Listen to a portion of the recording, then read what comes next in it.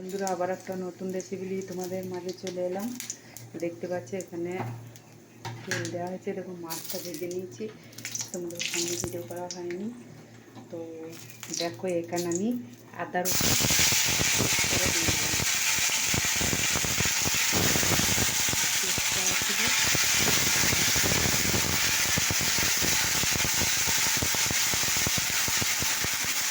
এটাকে আমি একটু ভেজে নেব,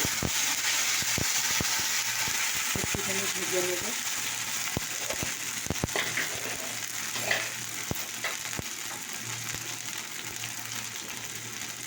তারপরে দেখে একটু জিরে গুঁড়ো দিয়ে দিলাম, জিরে গুঁড়ো, লঙ্কা গুঁড়ো,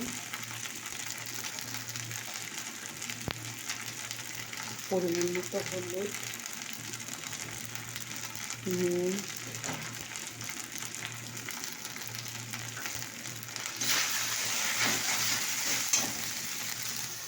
দেখো বন্ধুরা, এখন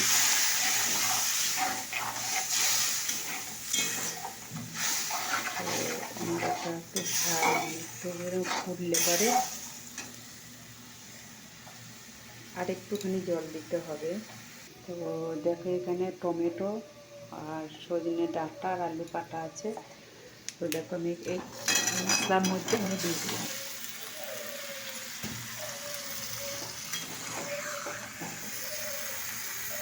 তো দেখো বন্ধুরা, এখানে তেল দিয়েছি, তেলটা গরম হয়ে গেছে। দেখো, পেঁয়াজ লঙ্কা দিয়ে দিলাম। তো এখানে দেখো আমি নুন দিলাম,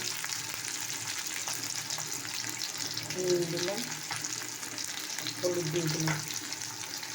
এবার নাড়াচাড়া করবো। তো এই দেখো, এই মাছের তেলটা আছে, এর সঙ্গে দিয়ে দিলাম।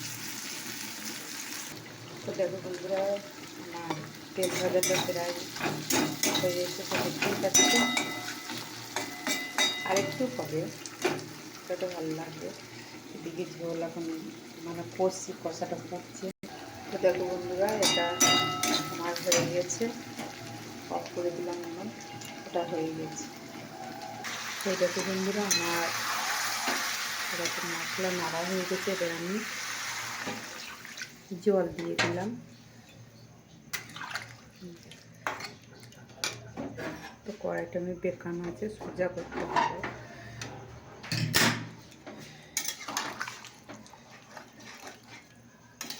এটা টক ঝাল একটু ডাঁটা দিয়ে টমেটো দিয়ে আলু দিয়ে একটু ঝোল মতো করছি। তো দেখো, মাছ কটাকে দিয়ে দিলাম। এবার আমি ঢাকা দিয়ে দেবো। তো দেখো বন্ধুরা, আমার এই রেসিপিটা রেডি হয়ে গেছে, তো তোমাদের এই রেসিপিটা কেমন লাগলো বলো। আজ কিন্তু মশলাটা কষে আমি কিন্তু ডাঁটা টমেটো আলু একসাথে দিয়ে আমি মেরে নিলাম, দিয়ে এটাকে একটা অন্যরকম একটা রেসিপি বানাইলাম। তারপরে মাছ দিয়ে দিলাম, মাছটাকে আগেই ভেজে নিয়েছি। তো তোমাদের এই রেসিপিটা কেমন লাগলো। এই রেসিপিটা না সত্যি তোমরা ঘরে বানিয়ে খাবে, দেখবে কত সুন্দর টেস্টি হয় খাবার। আর মানে আমারই জিভে জল চলে তোমাদেরকে বলবো কি, তোমরা ঘরে বানিয়ে খেয়েও দেখবে কেমন লাগলো। অবশ্যই কমেন্ট করে আমাকে জানিও।